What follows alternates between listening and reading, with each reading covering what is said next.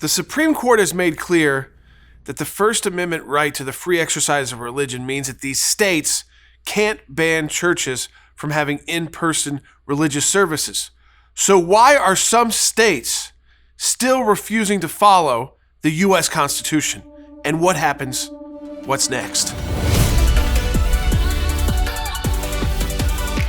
So during this pandemic, as you may know, there's been this struggle between the states and the U.S. Constitution, really, about what can be open, what can't be open, what can states close, what can they not close. And this decision to say, well, businesses like your grocery store opens at normal hours, but you can't have people at your church. So you can do virtual church, but that's it. And the church doesn't get to make the decision about how to do things. The first time this was challenged, there was actually a different court because there was no Justice Amy Coney Barrett yet. And the Chief Justice, John Roberts, joined the liberal justices and basically said, we're not getting involved in whether or not states can shut this down or not, ignoring the fact that our Constitution in the First Amendment says we have the free exercise of religion. There's not a free exercise of Walmart. There's not a free exercise of the liquor store or of the casino. And that if states are going to pick and choose businesses, well, that's one thing. But what they can't pick and choose is they can't tell a church how to operate and people how to worship. Now, the first time around, that didn't win.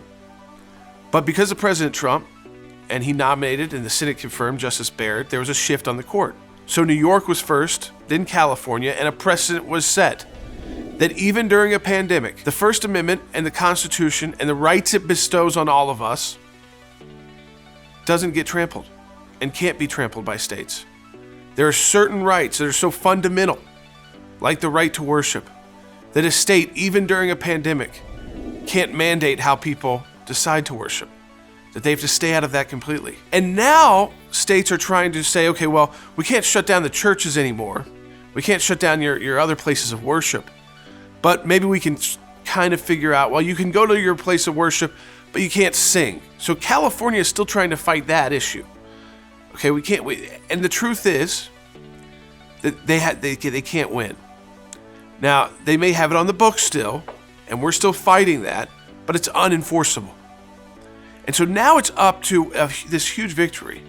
When people wonder, like if your state or your city is telling your place of worship you can't open, or trying to mandate how many people attend, or how they attend, or what you do during your religious service, contact us at ACLJ.org. It's ACLJ.org/help, because now there's Supreme Court precedent, and it's very clear, and they're doing it quick, that says if a state or locality is trying to trample on our First Amendment right to the free exercise of religion, they're going to step in and immediately say, no, you can't.